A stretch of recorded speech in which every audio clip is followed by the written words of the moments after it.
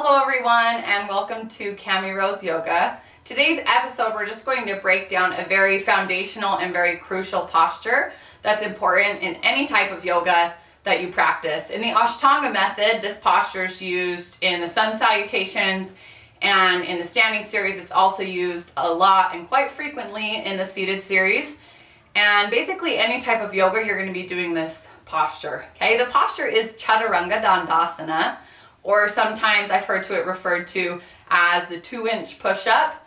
Today I'm just going to teach you a few strength exercises that you can practice every day to really build up the strength for the full posture. This posture sometimes looks very simple and very easy, but there's often a few common misalignments that happen, and with those misalignments you can actually, injure your body. So it's better to just do the humble work, build up towards the strength in order for you to do the full expression of the posture. When I first started yoga, my sun salutations, my transition from Chaturanga Dandasana, from upward facing dog until downward facing dog, I wasn't really paying attention to my body, and I was just kind of throwing my body into the postures, and I ended up actually hurting my collarbone and damaging some of the ligaments in there. So it's very important to really do the humble work instead of focusing on the end goal. I just really wanted to be able to lower down and lift up and fling back. I wasn't really listening to my body or thinking about the proper alignment and the strength and muscles that were used in the posture. Today I'm just going to give you a few strength exercises that you can do to get to the full expression of the posture, and also to show you a few common misalignments. We'll start today just coming to all fours. I'm just going to show you, you can just hold off for just a second. I'm just going to show you the full expression of the posture and also show you a few common misalignments that happen. So Chaturanga Dandasana, or the 2-inch push-up that some people call, okay, is where you lower your body down and hover just above the ground. And then you can transition into upward facing dog and then downward facing dog. Okay, some common misalignments that happen is people will lower all the way to the ground, okay, completely pulling their chest forward, kind of rotating their shoulders in a way that's not the best, or they just stick their bum up in the air. So I'll kind of show you some common misalignments is they'll just dive down like that and then scoop up and come back to downward facing dog. Or people will lower all the way to the ground, come onto the top of their feet, and then push up and then roll back. Okay, we're not scooping ice cream, so you don't want to come down and scoop up. It's one solid motion of hovering, lowering just above the ground and then flowing up into upward facing dog. Okay, so if you'd like to come to your knees, I'll kind of tell you the proper alignment that happens with that. We'll do it once together, and then we'll lower down once into Chaturanga Dandasana, inhale up into upward facing dog, and then exhale back into downward facing dog. And then we'll kind of work through and build Chaturanga Dandasana backwards. It'll make more sense when we get there. Go ahead and come to all fours. Okay, and then tuck your toes into the ground and lift your hips up. Okay, from here, you really want to pull your belly in. So draw your belly button back and up and kind of curve your lower ribs in and nice and tight. Okay, lifting your pelvic floor muscles. Okay, a lot of strength in your belly, and then come to your toes and kind of press your heels back and press into the ground with your shoulders. Okay, completely feeling your entire body engaged. If you start shaking, that's okay. I'm shaking just a little bit. And then as you exhale, bend your elbows as you slowly come forward, keeping your shoulders press forward, and then inhale, roll into upward facing dog, coming onto the tops of your feet. Hey, press into the ground with your shoulders. And then as you exhale, roll over your toes, bring your hips up and back, pressing the ground away with you with your arms, and coming into downward facing dog.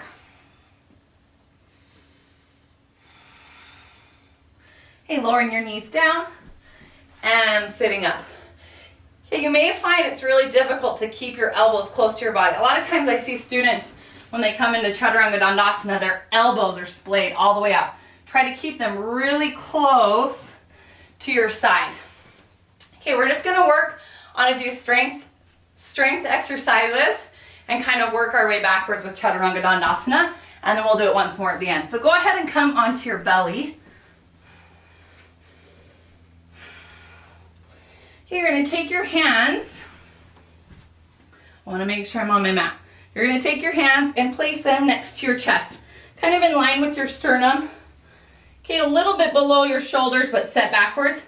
And then your elbows are going to tuck towards each other. So tuck your arms close to your body. Have your shoulders press forward, not down, but forward. Okay, bring your toes into the mat. And you're just gonna kind of gaze forward just a little bit off the tip of your nose. And breathe. Okay, press your arms into the ground, not lifting off, but just pressing your toes, pressing your arms, breathing with your lungs. 2 more. Pulling your elbows together and exhale, release. Very good. You can bring your arms out long in front of you. Okay, placing your hands again next to your sides, fingertips pointing forward. This time, as you bring your toes into the mat, okay, you're going to lift your belly off the mat, okay, and your lower ribs. So really try to press with your toes, press your hands. You're not pressing up, but you're lifting your belly up off the ground, and breathe. Breathe with your lungs. Pull your belly, your lower ribs off the ground. Breathe, breathe. Okay, so start to shake. Press your heels back. And exhale. Lower down and release.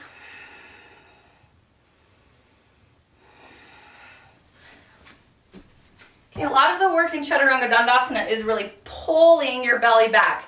So your Mula Bandha and Uddiyana Bandha, right, your pelvic floor muscles, your lower abdomen muscles, you really want to pull and lift those up. So that'll help support your lower spine, so you don't either drop your hips down really low and let this go, or scoop your hips back and let your belly go. So this really helps support everything in this area, so you don't really injure yourself. Okay, this time, come back to your belly. Okay, this time we're going to lift off the ground. So what I want you to do, there's a tendency to want to lead with your hips. Try to lead with your belly. So lift your belly off the ground first, press into the ground with your shoulders, and then hopefully eventually your whole body will raise up. So we're kind of doing Chaturanga Dandasana backwards. So bring your hands together. I'll walk you through it. Not your hands together, bring your hands to your side. Okay, elbows close to your body, shoulders pressing forward, toes into the mat, heels pressing back. Gonna lift your belly up off the ground, lifting your quadriceps off the ground. Pull your belly in, exhale out all of your air. And then as you inhale, pull your belly up and lift off the ground. Very good. Exhale, lower down all the way. Okay, release your hands. And start it again. Hands come to your chest, kind of in line with your sternum. Okay, shoulders pressing forward, toes into the mat. Once your toes are into the mat, press your heels back. Lift your quadriceps off the ground, engaging your legs. Okay, now pull your belly button up and back, breathing with your lungs. And when you're ready, exhale out all of your air and inhale, press up. Pressing up. And come to your knees, and maybe your wrists are tired, so you can shake out your wrists. Very good. So maybe you saw that was really difficult for you. If that's the case, that's totally fine. Please, it took me years, like 2 years, to really begin to get the proper alignment and strength for a good looking Chaturanga Dandasana. And you can still see I'm still working on it. That's the great thing about yoga, is that it's a lifelong practice. and you can slowly progress and get stronger with every posture that you do. If it's really hard for you, you can go ahead and come back to your belly if you'd like. If it's really hard for you to lift all the way off of the mat, okay, you can try just bringing your toes into the mat, lifting your quads off the mat, pulling your belly up, and then just lifting about 2 inches off the mat, and then coming back down. You can just try lifting 2 inches, or maybe you find that just pulling your quadriceps off the mat, pulling your belly off the mat, and pressing with your arms, your body starts shaking. It's like, oh, that's enough, I'm working it. Then that's totally fine. Just wherever you are in the posture is perfect, as long as you're doing the humble work and not really focusing on the end goal, but just enjoying the process. Okay, we're just going to do that little strength exercise, the backwards Chaturanga Dandasana, one more time. And then we'll do one more strength exercise and close off the practice for today. So come back to your belly. Okay, bringing your hands to your sides, aligning your fingertips with your sternum. Okay, bringing your toes into the mat. Press your heels backwards, lifting your quadriceps off the mat, and then lifting your belly off the mat, pressing your hands into the ground, pulling your belly, and then when you're ready, inhale, lift off.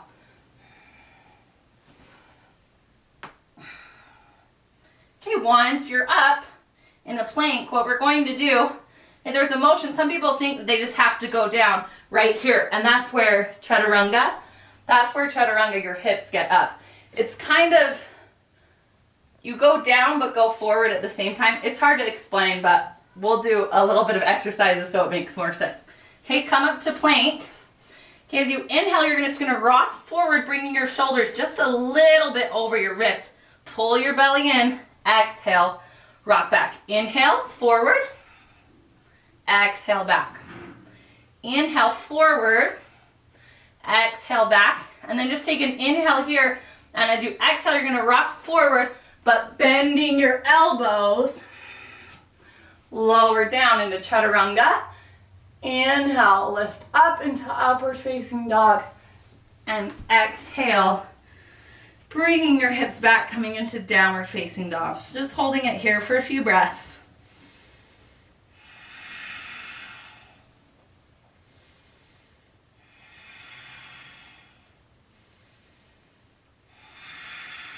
And lower onto your knees and sit up.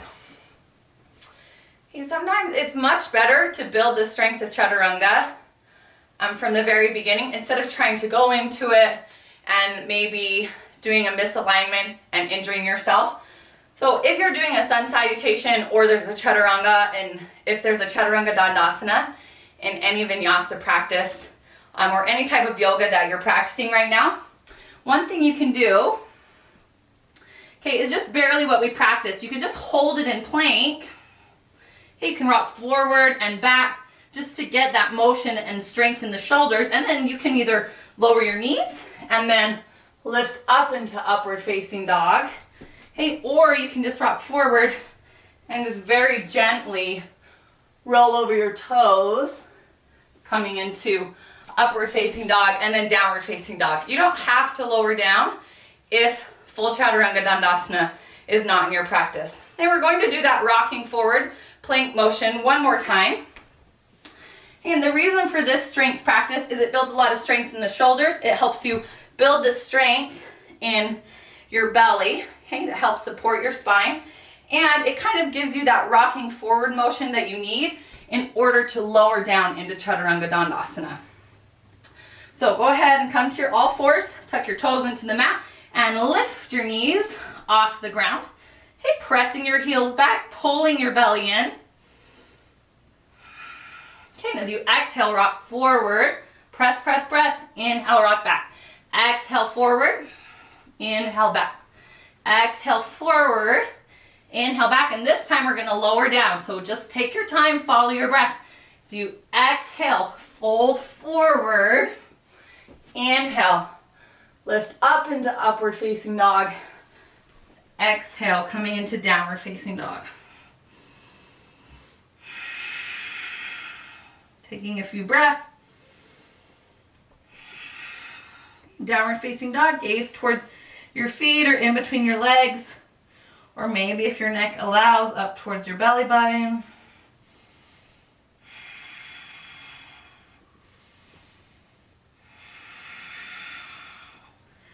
And then bring your knees into the mat. Okay, coming to a comfortable seated position.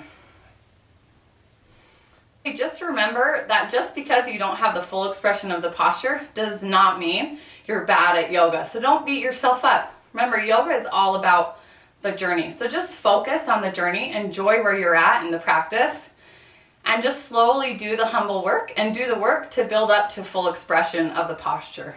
Love your body, be grateful for your body and what it can accomplish for you today. Thank you so much for practicing. Namaste.